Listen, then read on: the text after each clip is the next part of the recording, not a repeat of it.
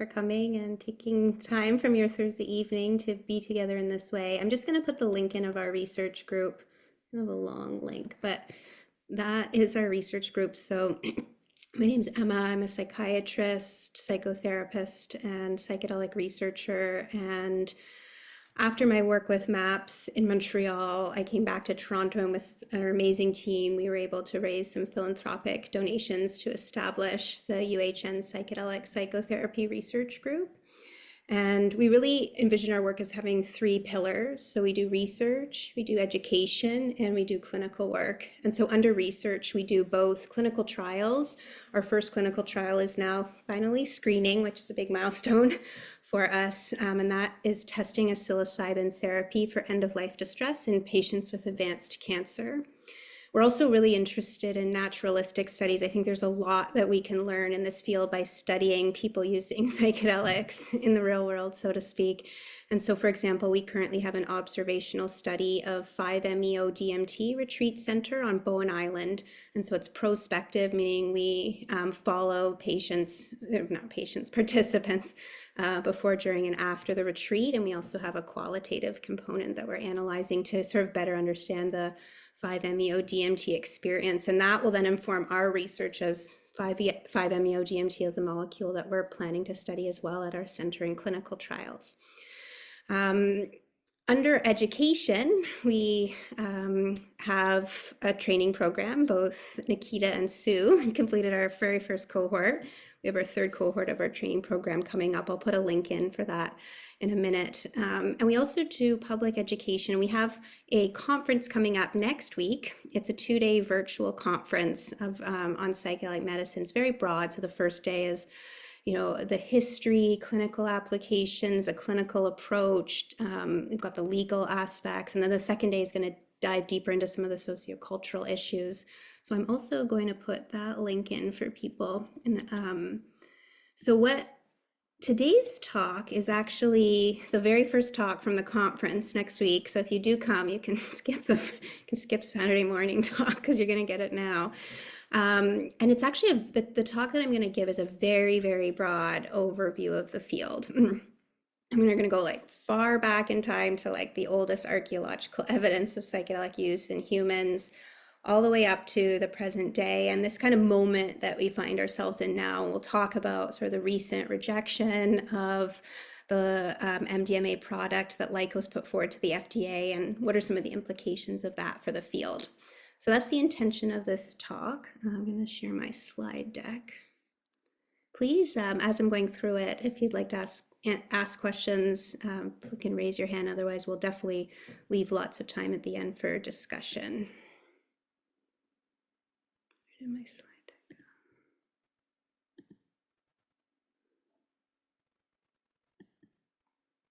Okay, I'm going to start a timer so I can keep myself on track here.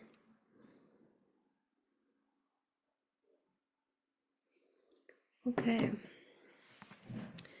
So yeah, the title of the talk is The Psychedelic Renaissance in 2024, From Then Until Now.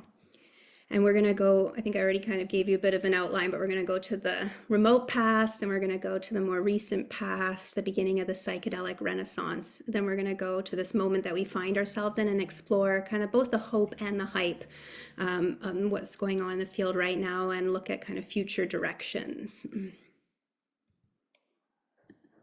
So we'll start with the history. And when we look at the history, we can actually go to some of the oldest archaeological data of, sorry, there's something blocking. Okay, sorry, just trying to see. Sorry about that. The Zoom thing is obstructing my view. But anyways, just seeing if there's a way to hide this. Okay, I'm not sure what's going on there, but that's okay. So this is some of the oldest archaeological data of psychoactive plant use in Homo sapiens. It probably goes back even further. This is just the furthest sort of data that we have. So for one of the things that's interesting about this data is it's actually found all over the globe. So the oldest evidence of San Pedro, which is the active ingredient in peyote, the active ingredient is mescaline, which is also found in peyote and in San Pedro cactus. That was found in Peru and about in eight in sorry. There's this pop up. I just need to stop my share for 1 second. Apologies.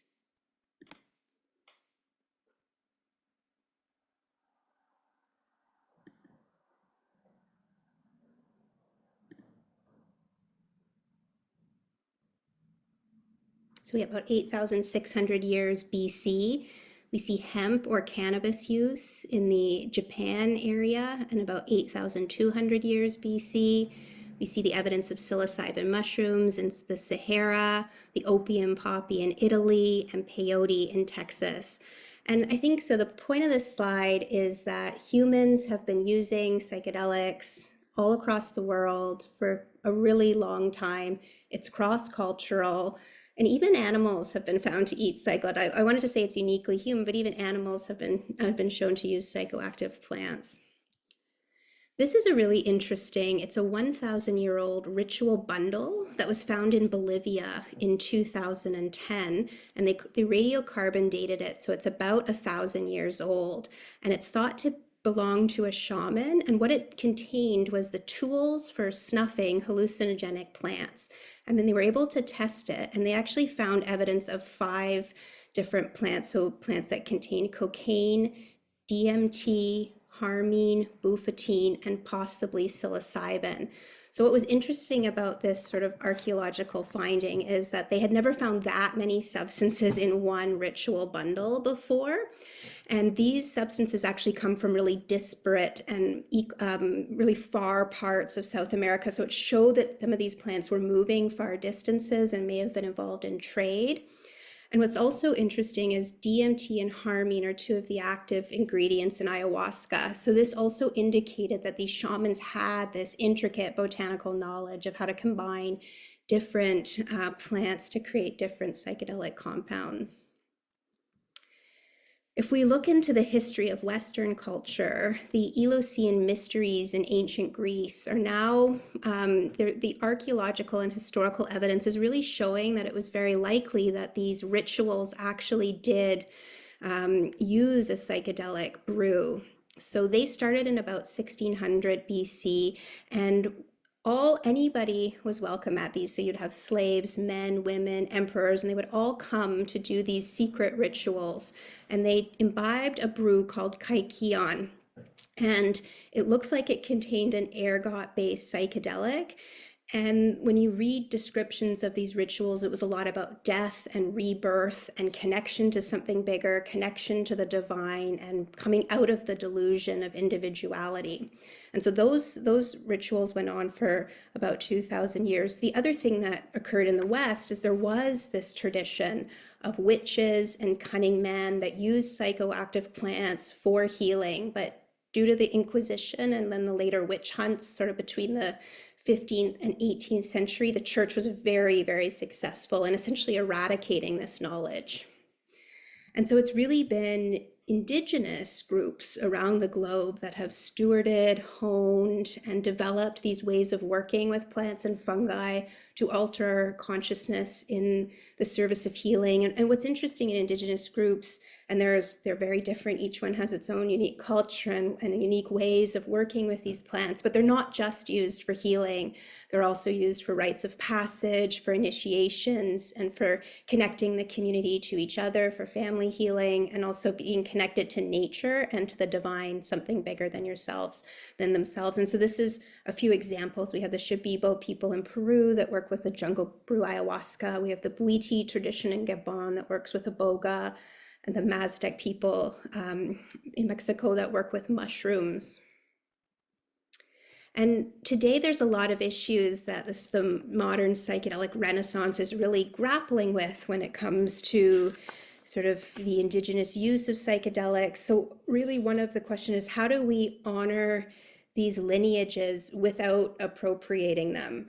And can we weave this way of knowing into modern psychedelic science? Can we do that safely? Can we do that without appropriation? Can we do that in a way that honors respect and reciprocity?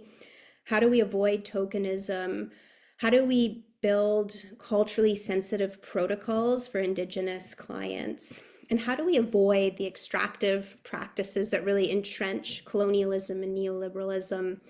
One of the things that happened at the end of Psychedelic Science 2023 in Denver is some Indigenous rights activists got up on the stage and were really like, if you just keep taking these plants and extracting them like you have with tobacco, like you have with cocaine, you're going to end up causing more harm than good. So these, I think there are very, very real risks.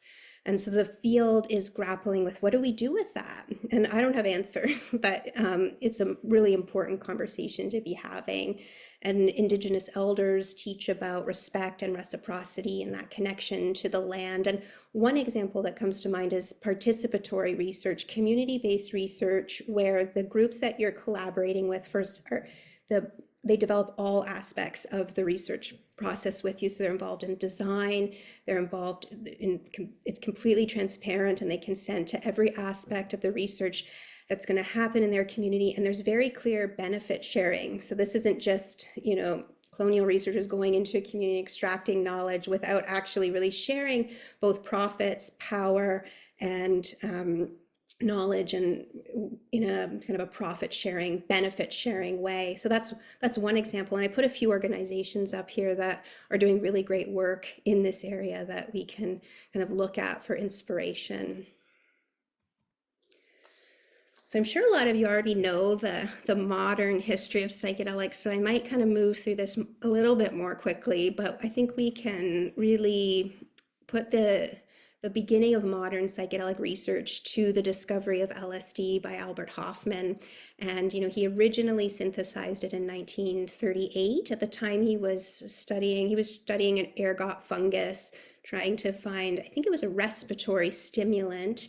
He created it, tested it, was told that there was nothing interesting about this molecule as LSD-25, so it was shelved. And in LSD, My Problem Child, he actually writes that he had this intuition that there was actually something special about LSD-25. And so in 1943, he re-synthesized it, and a little bit got on his finger, and he started to have these strange perceptual experiences. And so then a few days later, it was April 19th, 1943, he intentionally ingested 250 micrograms of LSD and had really the world's first full-blown acid trip.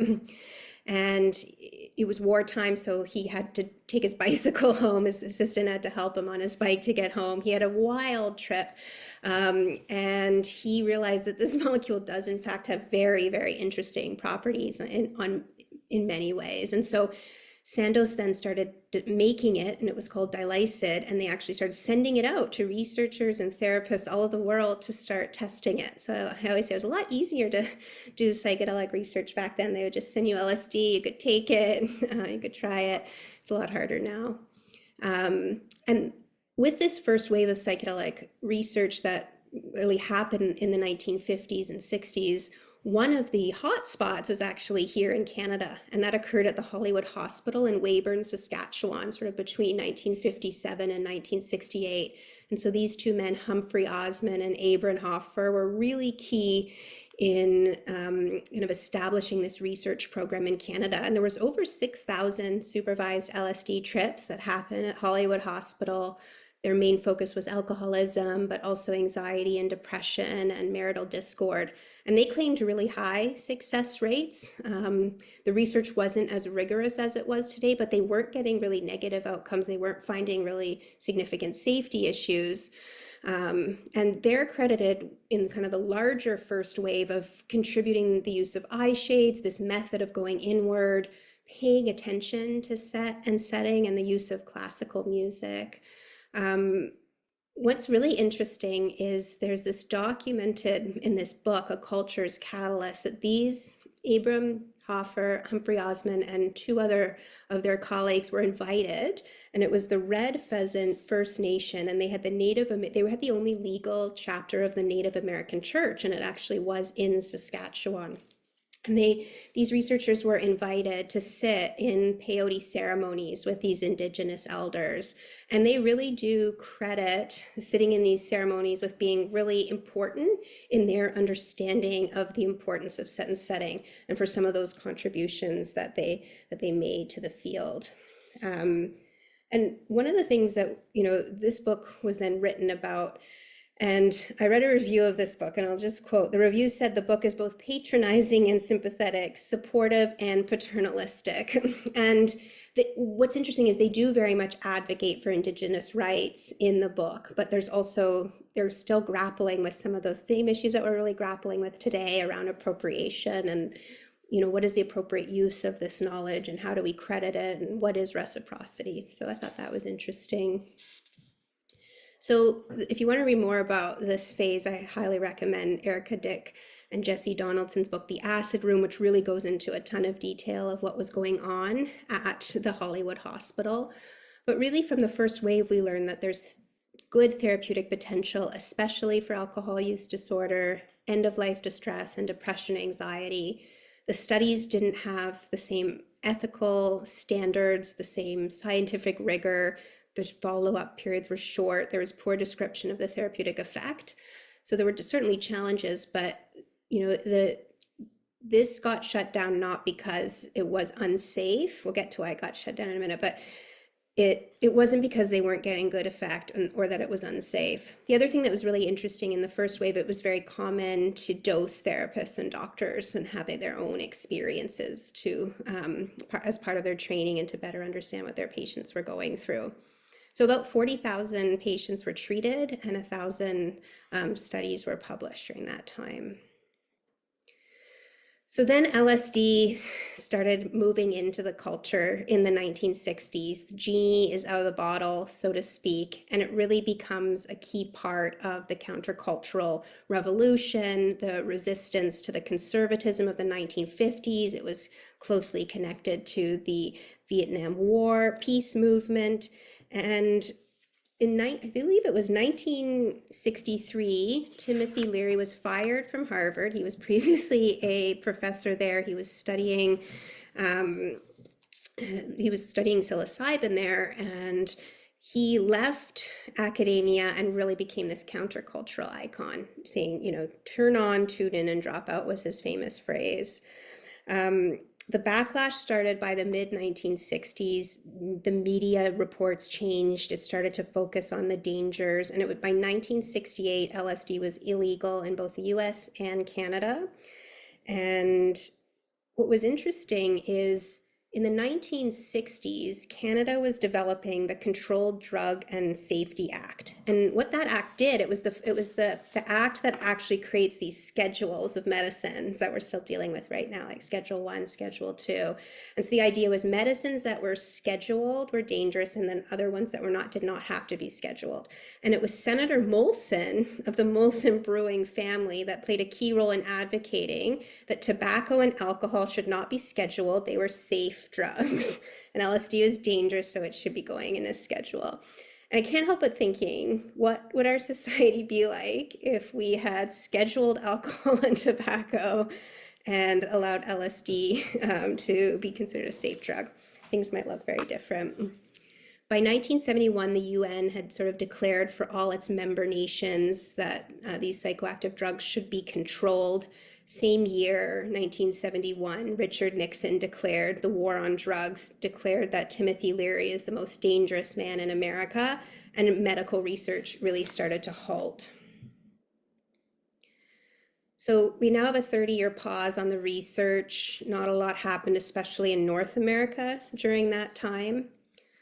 And then the psychedelic renaissance begins, and that really began in the 1990s. And so a lot of people credit Dr. Rick Strausman's studies where he used IV DMT in healthy volunteers at the University of New Mexico in the 1990s. And his findings were really interesting. He was kind of like a staunch, initially started off as your sort of typical staunch biomedical reductionist researcher.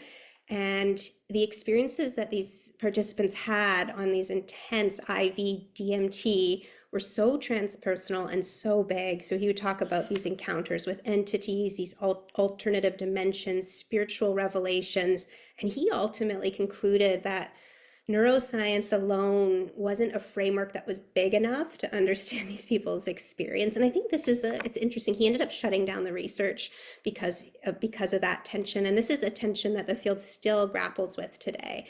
This is the merging of science and spirituality, and how do these different disciplines work together and learn from each other, but where there are also tensions, and these different ways of knowing.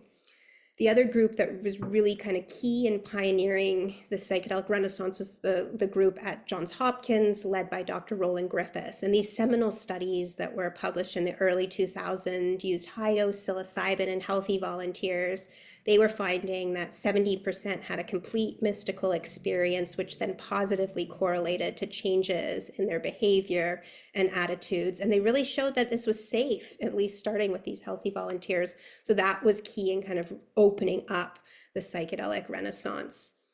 So this is an interesting graph that tracks the number of publications on psychedelics from the 1950s to now, and you'll see the different colors represent the different medicines. So we've got LSD in dark blue, we have DMT in light blue, you see ketamine in yellow, psilocybin's in gray. So basically what this is showing is we just have this mass proliferation of research on a whole variety of psychedelics. Things are really increasing and speeding up, especially over the past 5 to 10 years, I would say. This next slide might, oh, did I miss one? Oh no, okay. So this study, this slide is just to really talk about, to give you just a bit of the picture of this massive explosion of psychedelic research in this renaissance, especially around psilocybin. Psilocybin's much more studied in this current wave, where it was more LSD back in the 50s and 60s. So I looked up clinicaltrials.gov the other day, and there's about 200 trials listed around the world on psilocybin currently, 21 in Canada. And I feel like probably you guys already know a lot of this, so I won't go into too much detail, but the evidence is furthest along for psilocybin for end-of-life distress, for depression, and for substance use disorders. And the FDA granted breakthrough status for 3 different psilocybin drug candidates for depression. And phase 3 trials are underway. But it's really, psilocybin seems to be showing a signal for disorders where the mind gets really stuck in these repetitive patterns of thinking, which then are followed by repetitive patterns of behavior. And so we're seeing this positive signal in the early trials for anorexia, for OCD, body dysmorphic disorder. But what's really interesting is the studies are proliferating outside of psychiatry. So we're now seeing psilocybin therapy be tested for headaches, for chronic pain conditions, for functional neurological disorders, for burnout. And I just threw a few up of what's happening in Canada. This is an incomplete list, but at CAMH, for example, there's psilocybin trials that are coming up on mild cognitive impairment, chronic pain. There's a subjective effects where they're trying to block the subjective effect to see if you need that for the antidepressant effect. At UHM, we have work on depression, bipolar depression, end-of-life distress. There's one coming up at St. Mike's here in Toronto on post-traumatic stress. This is incomplete, but there's some interesting work happening in BC on opiate use disorder and chronic pain, group modality for firefighters. Calgary's doing some great work on post-concussive disorder, alcohol use disorder. So the field is expanding, and the number of indications that are being researched is expanding, which is exciting. And the same thing is happening in the MDMA research. So there's about 153 trials of MDMA that are currently going on around the world, 6 in Canada. And again, there's a variety of different indications that are being researched. So that's exciting. So the hope is real, I will say. There's reason to be hopeful. We're seeing large effect sizes.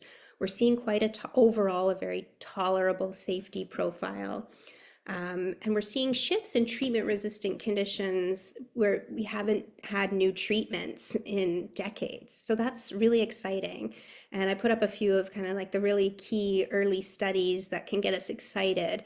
Like if we look at the MAPS trial, and we're going to get into what happened with that FDA decision in a minute, but if you just look at the data, the first half of the trial had 90, the phase 3 had 90 participants, 67 did not meet criteria for PTSD at the end of the intervention compared to 32% in the control group.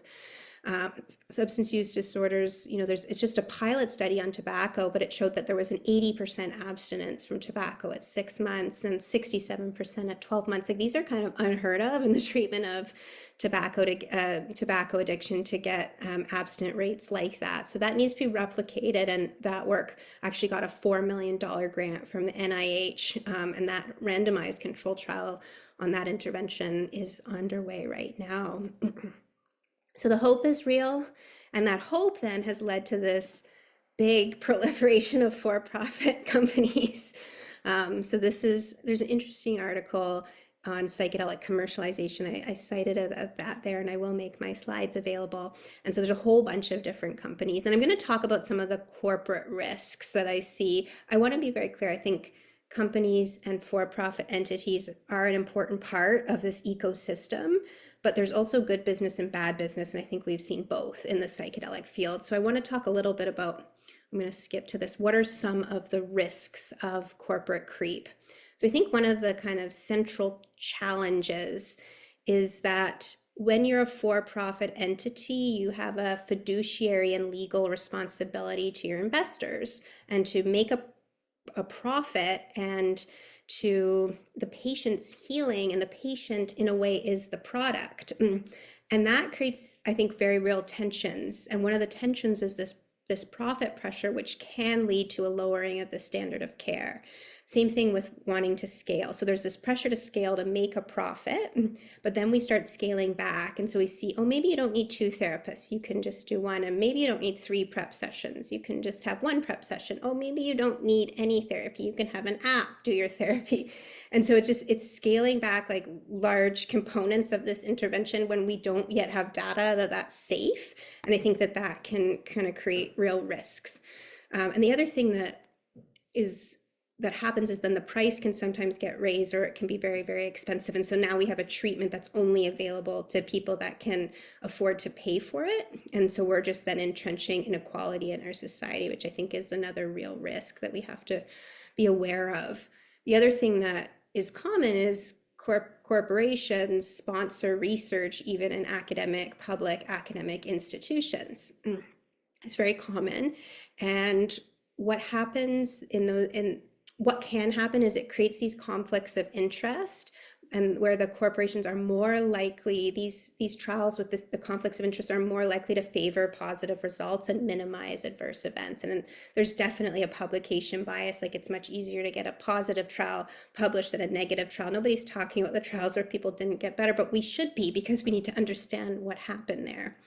And then corporations have also been involved in this hype generation. So with press releases, it's these forward-looking statements. They're opinions, they're not facts, but they get picked up by the press and then into the media. Then the patients hear miracle cure, and they come to us with these really inflated expectations that are really challenging as psychedelic therapists to work with. How do we bring people's expectations down to earth, and so that they're able to engage and truly consent to this treatment, not from a place of desperation and false hope. And the other thing that we've seen is really aggressive patenting. I don't know if you guys heard of this story, but Compass had put through like over 100 patents for like all these different aspects of psychedelics, like use of a soft couch, hand holding, use of music, using muted colors in the treatment space. And sometimes when you put through a whole bunch of patents, 1 or 2 will stick. They're called bad patents. So next thing you know, I need a patent license to have a soft couch in my research center. Like it's really absurd, but it actually can happen. So this is something I think that we need to be guarding against. And one of the things that I think we need to keep doing is advocating for public funds for research and continue to advocate for our government. I think Canada is actually falling behind when it comes to innovation. So we need to be really encouraging our MPs and our politicians to be investing in research in general in Canada, but especially psychedelic research.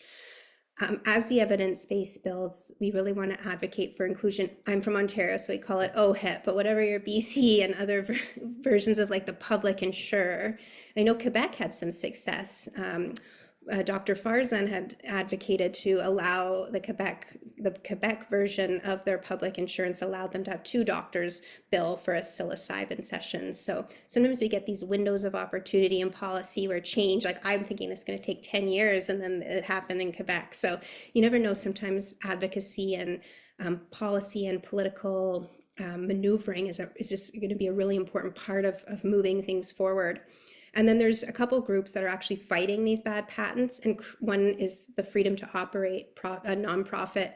And they created the Porto Sophia project, which identifies all of the prior art in the psychedelic space. So we can know what already exists and can't be patented. And then they're actually fighting in court, challenging specific patents. The other thing we can do is try to reduce conflicts of interest. So for example, in our center, like none of us consult to for-profits or work for for-profits. Again, we don't have a problem with them, but we just think there need to be some players that don't have those ties to the for-profit industry. I wanted to go back here to show you this. It's really small, so I don't know how good of a slide it is for you guys to see. But this is all of the different drug candidates that are moving their way through to drug approval. So you'll see in the middle of this bullseye chart is drug approval in red. So phase 3 trials, which are the largest trials that confirm safety and efficacy, are in yellow. So there's just a few that have made it to phase 3. And then we have phase 2, which is the first studies in the clinical population, such as depressed patients. So there's a bunch of different molecules in phase 2. And then phase 1 is your initial studies in humans that are looking at usually healthy volunteers. So you can, if you're interested in this, Psychedelic Alpha tracks this, and we're seeing the growth of the field. So I think, as I mentioned, the hope is real, the hype is real too. A lot of the early trials are open label, meaning they have no control group. They're just beginning to show safety, and they can show that there's a positive signal, but they can't actually prove efficacy yet. And even the phase 3 trials have been small. And as I mentioned, we're seeing these exaggerated media claims, and there have been potentially underreporting of adverse events in these trials. And partly as it takes a while with a new drug candidates to actually learn what the adverse events are. So it's also just that information is still emerging, and we're going to learn a lot more, I think, about the risks and the challenging enduring effects that a small subset of patients encounter. And we're going to learn more about who is this for and who is this not for.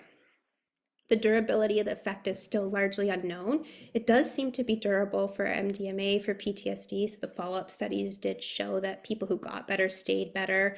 Same thing with psilocybin for end-of-life distress, that when people were followed, even after a single psilocybin session, the effects were durable. Depression is really, we still don't know. It seems that for a subset of patients, that the depression does come back and they may need booster sessions or more treatment. So we're still really learning about the durability of effect. And a lot of the studies don't have long-term follow-up, so we may actually be missing some of these enduring challenging effects that can emerge after. So this is the Gartner hype cycle, and this is just true for any time there's a new innovation. You get an innovation trigger. There's this peak of inflated expectations, a lot of money flows in, a lot of interest, excitement, and then there's usually this crash into the trough of disillusionment, which is sort of where we are now. There was this big contraction, but this is actually to be expected in the healthy part of the development of any new industry. And so our hope is that we're going to go up this slope of enlightenment into this plateau of productivity where we have a more realistic that balances the hope and the hype and has a more realistic, and a lot of really great work can be done in that plateau. So that brings us, how are we doing on time? So that brings us to this FDA decision that occurred in August of 2024. So Lykos, which was formerly the MAPS Public Benefit Corporation.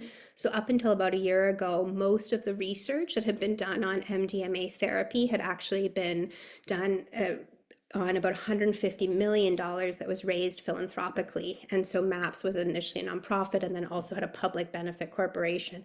But Rick Doblin and MAPS basically reached a point where they could not actually get it to the finish line with philanthropy alone. The money just wasn't there, and so they had to bring in investors, and it became a for-profit entity called Lykos.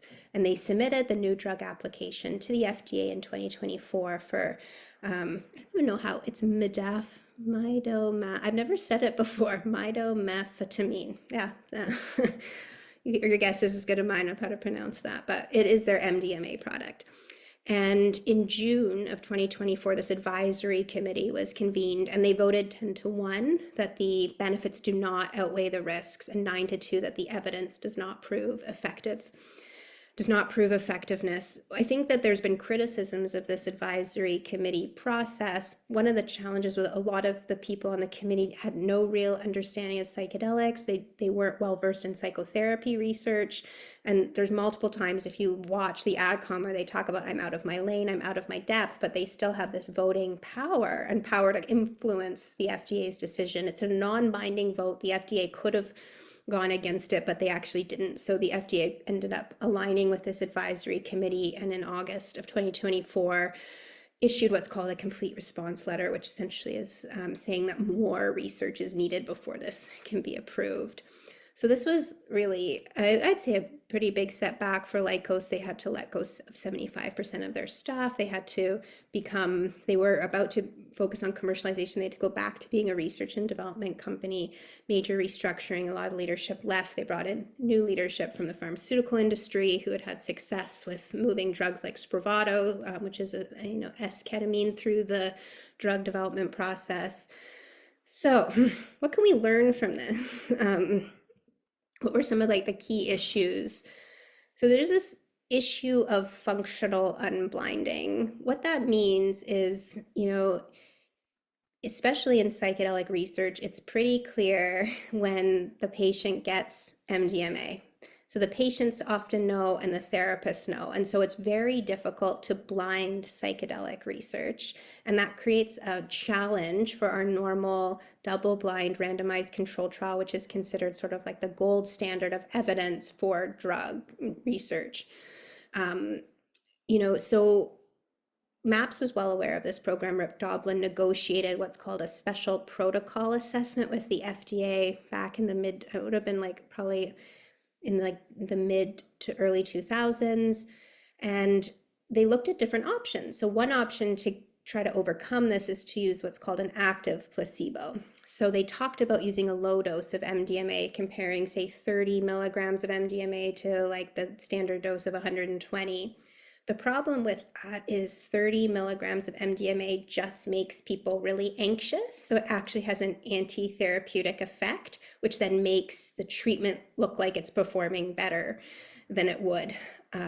So the FDA actually chose not to go with the option of this active placebo of low-dose MDMA. And they said, use a sugar pill, have independent raters who have no connection to the participants do the CAPS-5, which is the main PTSD score, and that will help this issue. And so they actually they gave this therapy breakthrough status. They co-developed the protocol. So I think a lot of people were surprised when they then turned around and emphasized functional unblinding as such a key issue, and it's really a known issue. The other thing is it's actually not unique to psychedelics. Even patients on antidepressants often figure out that they're on the active drug because they get side effects. Even Spravato, S-ketamine, it's pretty obvious if you're spraying sprays of real ketamine up your nose or not, right? So it's not unique to psychedelics, this problem of functional unblinding.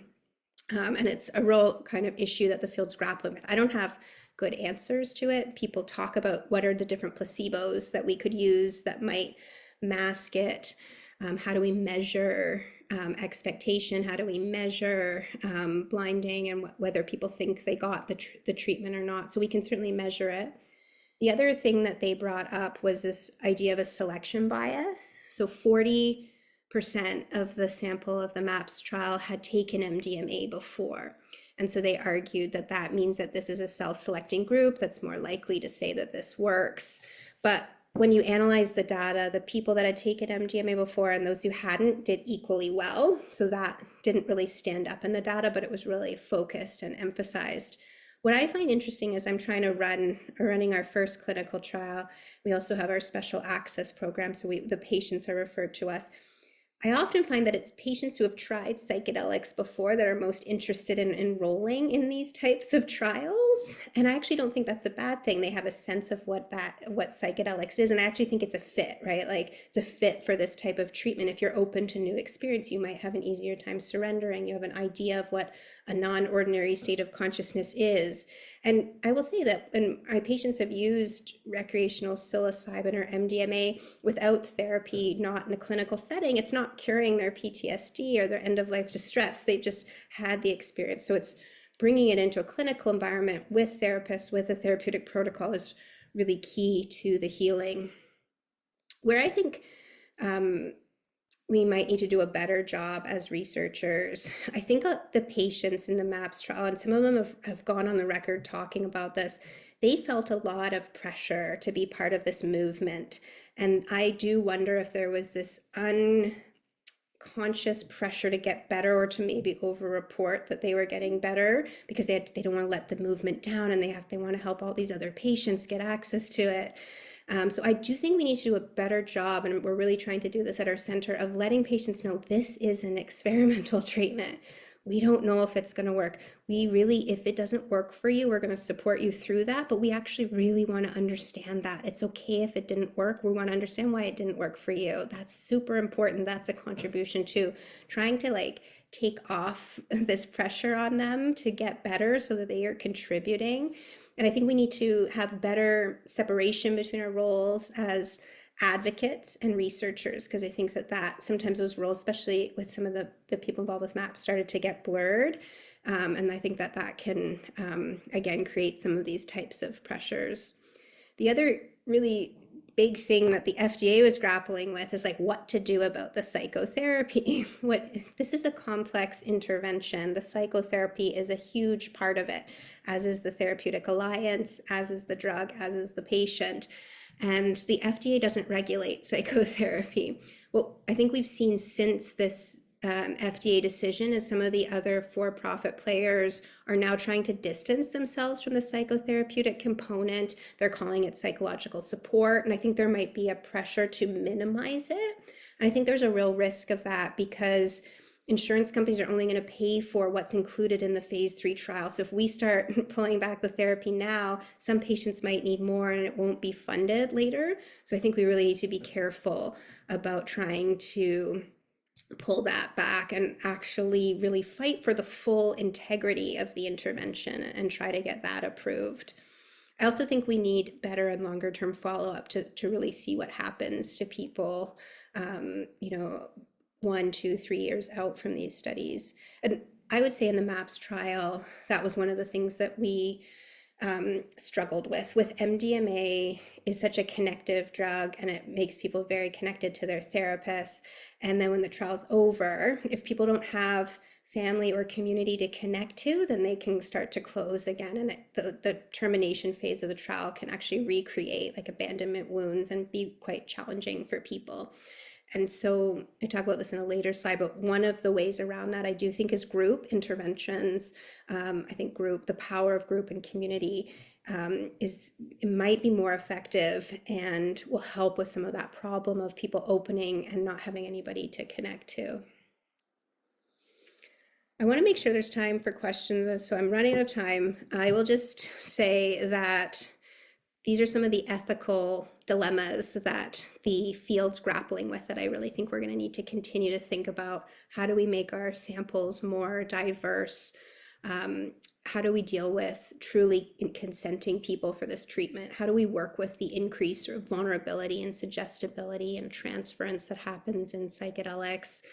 How do we work with the power differentials safely? And one of the best ways to do this is for therapists to be consistently working on themselves. And this is a really excellent book for any psychedelic therapist on The Ethics of Caring by Kylia Taylor. So safeguards that we're going to need: adequate training, communities of practice, supervision, peer supervision, mentorship. We need accreditation, clinical practice guidelines, algorithms, figuring out who is this for and where in a treatment algorithm. through the Special Access, Health Canada's pushing us to use psilocybin for like the most sick TRD patients. I'm not sure it's for the sickest of the sick. It might actually be for people that are more resourced to be able to work with the psilocybin experience. Support for therapists, it can be quite energetically demanding work. And then education for the public. I know MAPS Canada does a lot of this work. More and more people are using psychedelics, and we need harm reduction and we need education.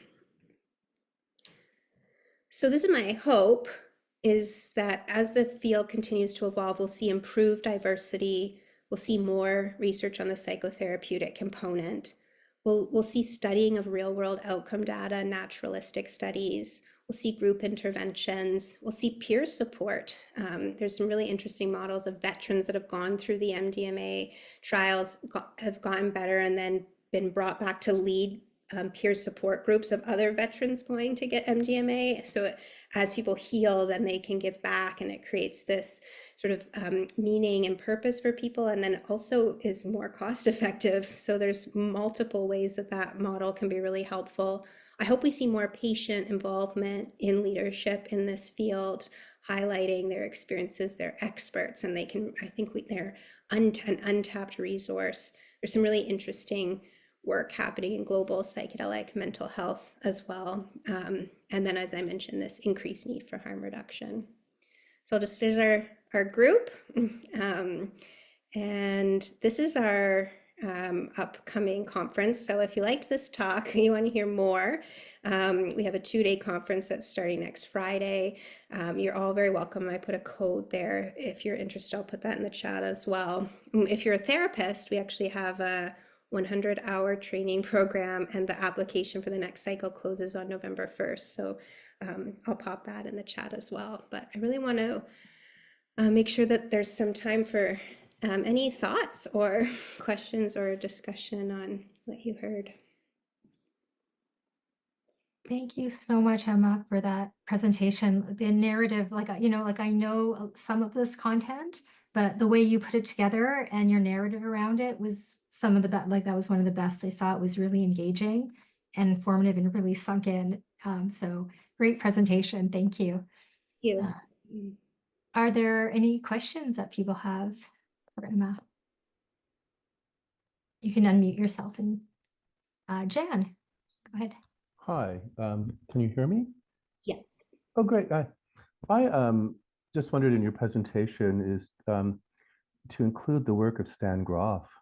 Okay, it's so interesting. Yeah, I had a longer version of this talk, and I have Okay. a whole slide on Stan Groff, but because of time, I was just cutting it. But I think I agree with you. That was something that was missed here. He kind of straddles the first and second wave, and I think he made a really important contribution to the field. And there's been a lot of pushback against Groff lately, and it's leading to some academic researchers really distancing themselves from Groff, and some of the critics of Groff, accuse him of being misogynistic, even anti-Semitic, homophobic.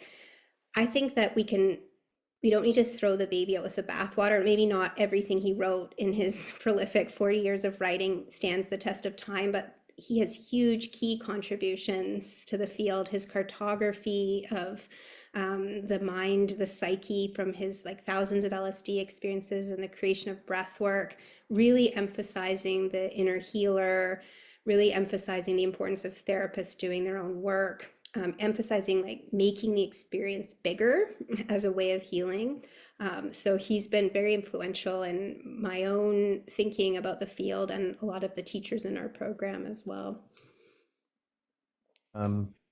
Just one more thing. I think what influenced me was individuals who go through Kundalini awakening and spiritual emergence. And then Stan Groff picked up on that, and his wife, Christina Groff, and they put out that body of work back then. And I think for me, that's what I've always, because I've gone through that in 1990, so that's what I used to inform myself, but also I was not a psychedelic person. So those experiences I had, which I've integrated and worked on endlessly, was a great, let's say, mast or place to default. And then seeing the psychedelic world blossom and going through its thing. But I always go back to, like, I'm just very lucky to have those experiences. I do, I haven't put it myself out, but I do psychedelic art therapy, integrated psychedelic art therapy. And I Okay. wrote a paper on Alex Gray.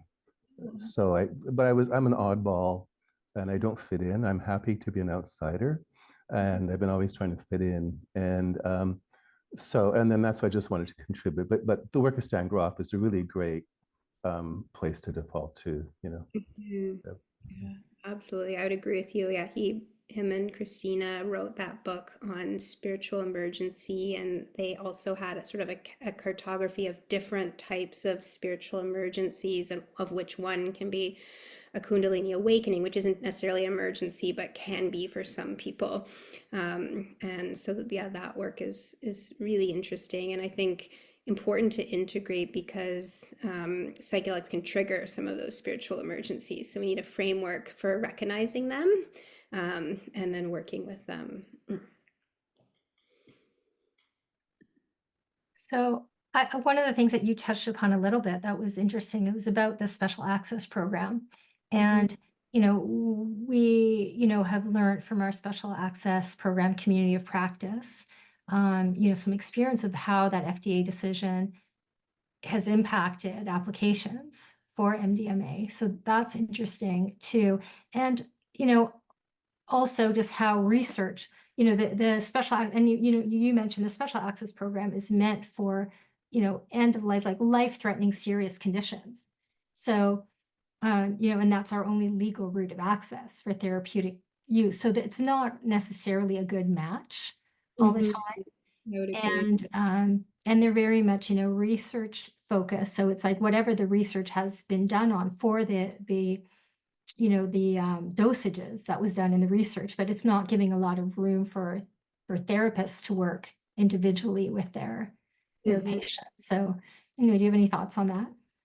Yeah, I mean, it's gonna be interesting to see. We haven't put in an application yet for MDMA, so I won't be able to kind of compare before and after from our personal experience. But I did hear from John Gilchrist, and I don't know the outcome of this, but he told me that a colleague of his had put in an application for MDMA after the FDA decision, and the SAP reviewer came back and asked, like, what do you think about the FDA decision and how does this impact your application? Which is like a very odd thing for an SAP reviewer to be asking a clinician.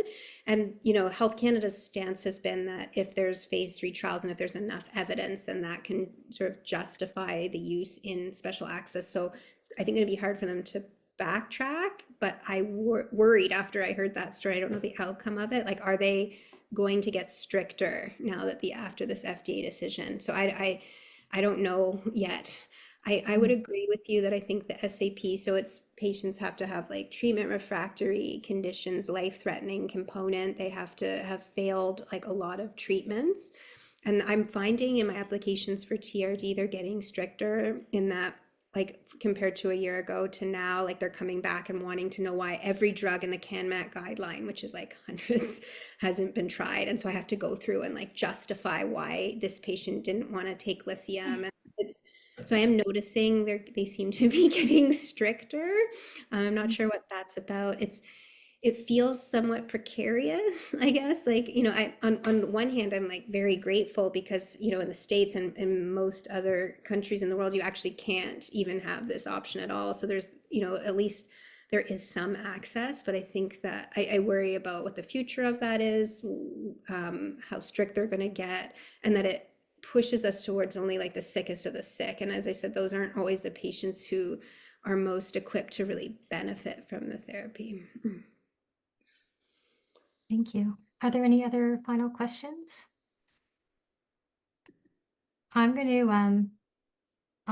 to share. I want to share something here too. Stop sharing. Just give me a second here. I see Nikita had a question. Unfortunately, we decided to move the film screening because we thought if people are at a virtual conference all day on a screen, do they want to then come and be on a screen? But we are having the in-person. Are you able to come to the party on this Saturday? Okay, great. Yeah, so anyone who's in Toronto, we're having sort of a gathering next Saturday as a post-conference gathering. So you're all very welcome to come. Wonderful. So our next session is going to be with Dr. Crystal Hare, who also works with Emma. And that's going to be on November 7th. So please join us for that if you'd like. And again, thank you so much for coming and joining us here. It's really great to see everybody and be connected. And thank you, Emma, so much for that wonderful presentation. I shared your email address earlier, but if anybody has follow-up, maybe they can connect with you. Is there a recording? Do you guys make the recording available? Yeah, we can make the recording available as well. We put it online, so I'll let everybody know when that goes online, and I'll share that with you, Emma, as well. Okay, great. And if you want to make a donation, always feel free to do that for MAPS Canada at our website there. And I think that's a wrap. But again, thank you so much. A lot to think about, a lot to sink in, and just integrate that. And I know I'm going to have some follow-up questions for you. Awesome. Okay, thanks everybody. Enjoy your evening. Bye now. Bye.